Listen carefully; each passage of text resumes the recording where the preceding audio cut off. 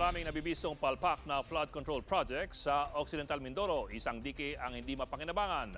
Nauna sa balita si Mon Gualvez. Mon, ano ang problema ng dike yan? Hindi na lang basta sira ang mga nadiskubre namin sa mga flood control projects dito sa Occidental Mindoro. Ang ilan, mas matindi pa. Gaya na lamang ng isang dike na hindi magkadugtong. Kaya hindi rin ito kayang protektahan ng mga residente oras na umapaw ang ilog. Aabot sa mahigit 100 metro ang awang o pagitan ng ginagawang dike o ginawang dike sa Sitio Lagnas, Barangay San Pedro sa bayan ng Rizal. Kapansin-pansin ding hindi niyan kalibel yung kabilang dike. Paliwanag ng barangay, lumalabas do kasi ng magkaiba pala ang kontraktor ng dalawang bahagi ng dike. Isa ang nakumpleto noong July 2023 ng FA Torres Construction habang Sunwest Incorporated naman yung ginagawa pa. Ang sabi sa akin, iba ang design ng kanilang proyekto at mayroong kasamang ilaw. Pagdating dito, dahil doon sa hindi nadugtong ang dalawang project na ito magkasunod. Ang problema, bahain ng lugar lalo't katabi lamang nito ang Busuanga River.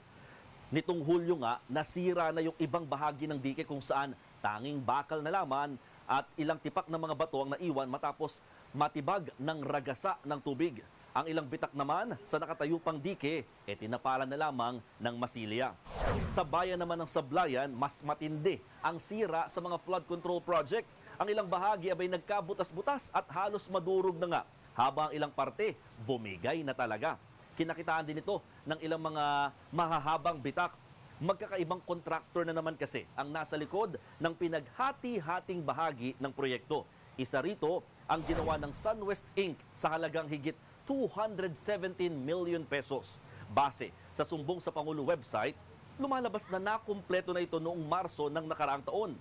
Ang problema, nasira rin daw ito last year at mas lumala pa nitong Hulyo na hindi man lang daw agad isinayos ng kontratista. Simulang nasira ito noong nakaraang taon, 2024, may nasira na dito. Then ngayong 2025, bumagsak siya, mas malaki na yung nasira. Bago lang pumunta yung kontraktor dito o yung engineer nito lang nakaraang araw. At kahapon din ang dumating yung kailang equipment.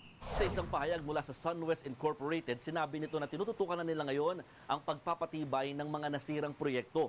Nasa 5% lamang naman daw ng kabuuang project yung nasira at pasok pa rin naman daw ito sa warranty. Target nilang matapos sa mga constructions and repairs hanggang katapusan ng buwan. Ulat ni Mon Gualvez mula po sa Mindoro Occidental.